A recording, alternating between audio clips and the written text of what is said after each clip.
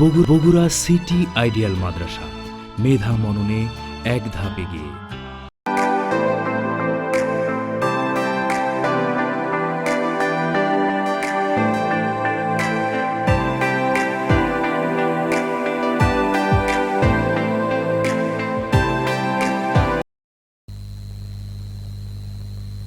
বিসমিল্লাহির রহমানির রহিম।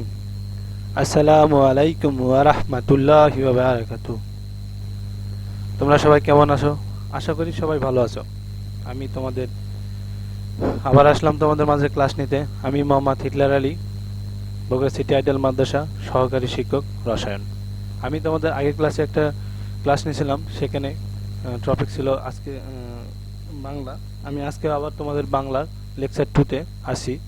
আবার দেখো, আজকের ক্লাস হবে বাংলা শ্রেণী চতুর্থ।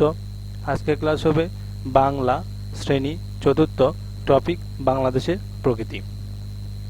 আমি আবার বলছি, দেখো আজকের ক্লাস বাংলা শ্রেণী চতুর্থ, টপিক বাংলাদেশের প্রকৃতি। প্রিয় শিক্ষার্থীরা, তোমরা তোমাদের পাঠ্যক্রমের আমার বাংলা বই ইবতেদিয়া চতুর্থ শ্রেণী, আমি আবার বলছি, দেখো আমার বাংলা বই ইবতেদিয়া চতুর্থ শ্রেণী এই বইটি বের করো।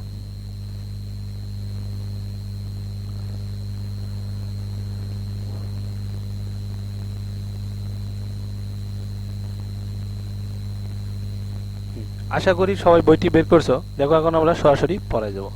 আমরা আগের লেকচারে পড়ছিলাম যে গ্রীষ্ম আর বর্ষা সম্পর্কে পড়ছিলাম। আজকে আমরা আলোচনা করব শরৎ। গ্রীষ্ম, বর্ষা, শরৎ। গ্রীষ্ম বর্ষার পর কি আছে? শরৎ। তাই আমরা আজকের এই ক্লাসে আলোচনা করব শরতের সম্পর্কে। দেখো শরতে কি কি হয়, কি কি ফল পাওয়া যায়, কি হয়, সেগুলো সম্পর্কে আলোচনা করব। দেখো আমরা সরাসরি পড়ায় যাব যে শরতের পর পাকা ধানের শীষ নিয়ে আসে হেমন্ত। তাহলে শরতের পর কি আসে? পাকা ধানের শীষ নিয়ে হেমন্ত। শুরু হয় ধান কাটা। তাহলে শরতের সময় কি হয়? ধান পাকে। আর সেই সময় কি হয়? কৃষকেরা ধান কাটে। শুরু হয় ধান কাটা। এই সময় কৃষকের ঘর সোনালী ফসলে ভরে ওঠে। তাহলে কৃষকের ঘর কিসে ভরে ওঠে? সোনালী ফসলে ভরে ওঠে। নবান্নর উৎসব ঘরে ঘরে আনন্দ নিয়ে আসে। তাহলে শরতের সময় কি আসে? শরতের পর কি আছে? পাকা ধানের শীষ নিয়ে আসে হেমন্ত। তাহলে হেমন্তে কি হয়? নবান্ন হয়। সেই নবান্ন উৎসব হয় ঘরে ঘরে নবান্ন উৎসব আনন্দ ফিরিয়ে নিয়ে আসে। দেখো হেমন্ত শেষ দিকে শীতের আগমন টের পাওয়া যায়। তাহলে হেমন্তের শেষ দিকে কিসের আগমন পাওয়া যায়? শীতের আগমন টের পাওয়া যায়। তখন ভোরবেলায় একটু একটু শীত লাগে। তাহলে হেমন্তের পর কি আসে? শীতকাল। তো এই ভোরবেলায় তখন কি হয়? একটু শীত লাগে। তো এই সময় উত্তরে হাওয়া বয়, মানে উত্তর দিক থেকে বাতাস বয়। সেই আমরা হাওয়া বলতে বাতাস। তাহলে এই সময় কি হয়? উত্তরে হাওয়া বয়। উত্তর দিক থেকে আসা এই হাওয়া খুব ঠান্ডা। তাহলে উত্তর দিক থেকে যে বাতাসটা বয়, সেই হাওয়াটা কি? খুব ঠান্ডা। তাহলে শীতের রাতে লেপ কাঁথা গায়ে দিয়ে ঘুমাতে হয়। তাহলে শীতের আগে কি হয়? শীতের রাতে লেপ কাঁথা গায়ে দিয়ে ঘুমাতে হয়। দিনের বেলাও গরম কাপড় পরতে হয়। দিনের বেলা কি হয়? গরম কাপড় পরতে হয়। শীতে খেজুরের রস দিয়ে তৈরি হয় নানা পিঠাপুলি। তাহলে শীতের সময় কি পাওয়া যায়? খেজুরের রস পাওয়া যায়। আর এই খেজুরের রস দিয়ে কি হয়? নানা রকম পিঠাপুলি তৈরি হয়। গ্রামে পিঠা পায়েস তৈরির ধুম পড়ে যায়। তার গ্রামে প্রচুর পরিমাণ শীতে গিয়ে খেজুরের রস পাওয়া যায়। আর এই খেজুরের রস দিয়ে কি হয়? বিভিন্ন পিঠাপুলি তৈরি করে। এমন গ্রামে পিঠা পায়েস তৈরির একটা ধুম পড়ে যায়। দেখো পরবর্তীতে দেখো এখানে চিত্র দেওয়া আছে। এটা কি? শরৎকাল। এটা কি? হেমন্তকাল। তাহলে শরৎকালে কি? আকাশ শরৎকালে কি? বিভিন্ন ফুল ফুটছে, কাশ ফুল ফুটছে। তাহলে আকাশে নীল মেঘ ঘুরে বেড়াচ্ছে, সাদা মেঘ ঘুরে বেড়ায়।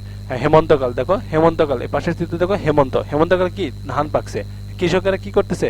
ধান কাটা নিয়ে সে মাথায় নিয়ে বাড়ি যাচ্ছে। দেখো কি হেমন্তর পর কি আছে? শীতকাল আমরা পড়ছি। তাহলে শীতে কি হয়? দেখো শীতে চারিদিকে কুয়াশা, সবাই গরম কাপড় পরে, খেজুরের রস পাওয়া যায়। দেখো খেজুরের রস, এখানে খেজুরের রস আছে। তাহলে খেজুরের রস পাওয়া যায়। তাহলে শীতকালের পর কি আসে? দেখো বসন্তকাল। তাহলে বসন্তকালে কি হয়? বসন্তকালে নানা রকম রঙিন ফুল ফোটে, বিভিন্ন ফুল ফোটে, সবাই খেলাধুলা করে। দেখো পরেরটা আমরা পরে দেবো।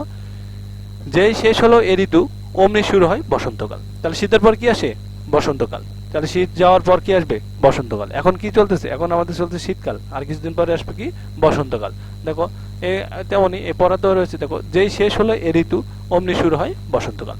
ফুরফুরে সুন্দর বাতাস বয়, তাহলে ফুরফুরে কি সুন্দর বাতাস বয়। বসন্তের দক্ষিণা হাওয়ায় মন ভরে যায়, বসন্তে কোকিল ডাকে, তাহলে এই সময় কি ডাকে? কোকিল ডাকে। কোকিলের ডাক বড়ই মিষ্টি, গাছে গাছে জেগে ওঠে নতুন সবুজ পাতা, নানা রঙের ফুল ভরে যায় গাছ, তাহলে কি হয়? নানা রঙের ফুলে ভরে যায় গাছ। এই সময় কোকিল ডাকে, বসন্তে কি ডাকে? বসন্তে কোকিল ডাকে, ফুল ফোটে, নানা রকমের ফুল ফোটে। বাংলাদেশে এই 6টি ঋতু এভাবে আসা যায়, তাহলে বাংলাদেশে কয়টি ঋতু? 6টি ঋতু এভাবে আসা যায়। ষড় ঋতুর এই বিচিত্র সুন্দর রূপ পৃথিবীর আর কোথাও নেই, তাহলে ষড় ঋতুর এই বিচিত্র রূপ পৃথিবীর কোথাও নেই। তা আমরা একে একে বললাম যে গ্রীষ্মকাল, তারপর বললাম বর্ষাকাল, শরৎকাল, হেমন্তকাল, শীতকাল, আবার যে বললাম বসন্তকাল, আবার সর্বশেষে কি বললাম? বসন্তকাল। তো আমরা পড়ছি গ্রীষ্মকালে নানা রকম মিষ্টি ফল পাওয়া যায়, বর্ষাকালে প্রচুর বৃষ্টি হয়, চারিদিকে অথই পানি, বর্ষার পর শরৎ, বর্ষ, হেমন্তকালে কি হয়? হেমন্তকালে ধান পাকে, ধান কাটে। বসন্তকালে নানা রকম ফুল ফোটে। শীতকালে কি হয়? শীতকালে খেজুরের রস পাওয়া যায়, নানা রকম পিঠা বলে পাওয়া যায়। তারপর আমরা শেষ পড়লাম বসন্তকালে কি? কোকিল ডাকে, নানা রঙের ফুল ভরে, নানা রকম ফুল ফোটে। তাহলে এইভাবে আমাদের বাংলাদেশে 6টি ঋতু আসে যায়। তাহলে ষড় ঋতুর বৈচিত্র্য সুন্দর রূপ পৃথিবীর কোথাও নেই। তাহলে প্রিয় শিক্ষার্থীরা, তোমরা আবার এই রিডিংটা ভালো করে পড়বা। পরবর্তীতে দেখো পরবর্তীতে 3 নম্বরে তোমাদের এই বইয়ের অধ্যায়ের শেষের দিকে দেখো একটা 3 নম্বর আছে, যে ডান দিক থেকে সঠিক শব্দ বেছে নিয়ে খালি জায়গায় লিখি। দেখো, আমাদের দেশ কি? ষড় ঋতুর দেশ। তাহলে আমাদের দেশ কি? ষড় ঋতুর দেশ, মানে 6টি ঋতু। আমাদের দেশ কি? ষড় ঋতুর দেশ। গ্রীষ্মকে বলা হয় কি? গ্রীষ্মকে কি বলা হয়? মধুমাস। মধুমাস কেন বলা হয় বলো তো? আশা করি সবাই পারবা। হ্যাঁ, মধুমাসকে বলা হয় এখানে প্রচুর পরিমাণে অনেক নানা রকম মিষ্টি ফল পাওয়া যায়, তাই গ্রীষ্মকে বলা হয় মধুমাস। তাহলে গ্রীষ্মকে বলা হয় মধুমাস। এই দেখো সবার শেষ আছে, এটা আমরা দিব কি এখানে, যে গ্রীষ্মকে বলা হয় মধুমাস। আবার দেখো গ নাম্বার, যে বর্ষায় ফোটে কি? বর্ষায় ড্যাশ নানা ফুল। তাহলে বর্ষায় কি ফোটে? কদম, কেয়া, আরো নানা ফুল ফোটে। তাহলে বর্ষায় কি রকম ফুল ফোটে? কদম, কেয়া, আরো। তোমরা জানো কদম ফুল দেখছো, আশেপাশে দেখবা কদম, কেয়া, আরো বর্ষার সময় নানা রকম ফুল ফোটে। হেমন্ত কি? হেমন্ত কোন ঋতু? কোন ধানের ঋতু? দেখো হেমন্ত, আমরা কিছু আগে বললাম যে হেমন্তকালে কি পাওয়া যায়? হেমন্তকালে সোনালী ধান, হেমন্তকালে ধান পাকে, আমরা সোনালী ধান পাওয়া যায়। তাহলে দেখো আমরা অবশ্যই পড়বো যে হেমন্ত ড্যাশ ঋতু। তাহলে হেমন্ত সোনালী ধানের ঋতু। তাহলে আমরা দেব যে হেমন্ত সোনালী ধানের ঋতু। শীতকালে কি হয়? শীতকালে উত্তর দিক থেকে কি হয়? ড্যাশ হাওয়া বয়। দেখো শীতকালে ড্যাশ হাওয়া বয়। তাহলে শীতকালে আমরা কি পড়ছি? উত্তরে হাওয়া বয়। তাহলে শীতকালে দেখো 2 নম্বর অপশন আছে, শীতকালে উত্তরে হাওয়া বয়। তাহলে আমরা এইভাবে খুব সুন্দর দিয়ে মনোযোগ সহকারে আবার আমরা এই শূন্যস্থানটা পড়বো। দেখো আবার আমি বলছি যে আমাদের দেশ ষড় ঋতুর দেশ। তাহলে আমাদের দেশ কি? ষড় ঋতুর দেশ। খ নাম্বার, গ্রীষ্মকে বলা হয় মধুমাস। তাহলে গ্রীষ্মকে কি বলা হয়? মধুমাস। কেন বলা হয়? বলছি যে এখানে প্রচুর পরিমাণে মিষ্টি ফল পাওয়া যায়, নানা রকম ফল পাওয়া যায়, তাই গ্রীষ্মকে বলা হয় মধুমাস। দেখো গ নাম্বার, বর্ষায় কি ফোটে? বর্ষায় কদম, কেয়া, আরো নানা ফুল ফোটে। তাহলে বর্ষায় ফোটে কদম, কেয়া, আরো নানা ফুল। তারপর দেখো ঘ নাম্বার, হেমন্ত কি? হেমন্ত সোনালী ধানের ঋতু। হেমন্ত হচ্ছে সোনালী ধানের ঋতু। শীতকাল, দেখো ও নাম্বার হচ্ছে শীতকালে কি হয়? শীতকালে উত্তরে হাওয়া বয়। তাহলে তোমরা খুব মনোযোগ সহকারে এটা পড়বা। এখন দেখো আমরা 4 নম্বর পড়বো। 4 নম্বর হচ্ছে দেখো, ডান দিক থেকে শব্দ বেছে নিয়ে বাঁ দিকের শব্দের সঙ্গে মিলাই। তাহলে আমরা কি শব্দার্থ বিপরীত শব্দ। দেখো ডান দিক থেকে শব্দ আছে, এখানে দেখো ডান দিক থেকে শব্দ আছে, এই শব্দগুলো বেছে নিয়ে বাম দিকের শব্দের সাথে মিলাই। দেখো যাওয়ার বিপরীত কি? আসা। আমরা তো সবাই জানি যাওয়ার বিপরীত কি? আসা। তাহলে খেজুরের কি পাই আমরা? শীতকালে কি পাই? শীতকালে খেজুরের রস পাই। হ্যাঁ, তাহলে শীতকালে খেজুরের রস। বসন্তকালে কি ডাকে? বসন্তকালে কি বসে? কি বয়? ফুরফুরে বাতাস। দেখো বসন্তকালে ফুরফুরে বাতাস। হ্যাঁ, বসন্তকালে ফুরফুরে বাতাস হয়। দেখো আমরা পিঠার সাথে কি বসানো যায়? পিঠা পুলি। আমরা বলি না যে পিঠা পুলি তৈরি হয়েছে, সেই পিঠার সাথে আমরা লাগাবো পুলি, পিঠা পুলি। তারপর দেখো গ্রীষ্মকালে কি হয়? প্রচন্ড গরম হয়। তাই দেখো গ্রীষ্ম প্রচন্ড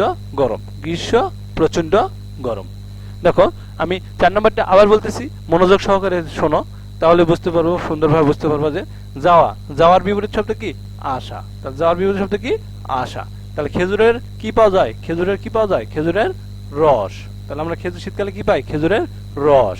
তারপরে দেখো বসন্তকাল, বসন্তকালে কি হয়? বসন্তকালে ফুরফুরে বাতাস বয়। দেখো বসন্তকাল, ফুরফুরে বাতাস। তারপরে দেখো পিঠা, পিঠা কি? পিঠা পুলি, আমরা বলি না পিঠা পুলি, সেই পিঠা পুলি। তারপরে দেখো গ্রীষ্ম, গ্রীষ্মকালে কি? প্রচন্ড গরম হয়, তাই গ্রীষ্ম প্রচন্ড গরম। হ্যাঁ শিক্ষার্থীরা, প্রিয় শিক্ষার্থীরা, আশা করি তোমরা সবাই বুঝতে পারছো। আরো ভালোভাবে বুঝতে পারবা, আবার বারবার বারবার দেখো, খুব মনোযোগ সহকারে শোনো, তাহলে ভালোভাবে বুঝতে পারবা। আমি আশা করি যে তোমরা সবাই ভালো করে রিডিংটা আবার ভালো করে পড়বা। এই 3 নাম্বার যে অধ্যায় 3 নাম্বারটা পড়ালাম, শূন্যস্থান ও ডান পাশের সাথে মিনকরণ, এটাও খুব ভালো মনোযোগ সহকারে পড়বা। এখন তোমাদের যে আগামী দিনে পড়া থাকবে, দেখো এই অধ্যায়ের একটা 2 নাম্বার প্রশ্ন আছে, যে এই 2 নাম্বার প্রশ্ন আছে, তোমরা আগামীকাল খুব মনোযোগ সহকারে এই 2 নাম্বার প্রশ্নটা পড়বা। আশা করি সবাই ভালো করে মনোযোগ সহকারে পড়বা। আর আগামী আলোচনায় আবার নতুন অধ্যায় শুরু করব, আবার নতুন অধ্যায় শুরু করবো। এ পর্যন্ত তোমরা এই অধ্যায়গুলো ভালো করে আবার পড়বা, এই অধ্যায় আবার ভালো করে রিভাইজ দিবা, ভালো করে পড়বা। আশা করি সবাই ভালো থাকবে, সুস্থ থাকবে। আগামী দিন আবার দেখা হবে। সবাই ভালো থাকবে, সুস্থ থাকবে। আল্লাহ হাফেজ।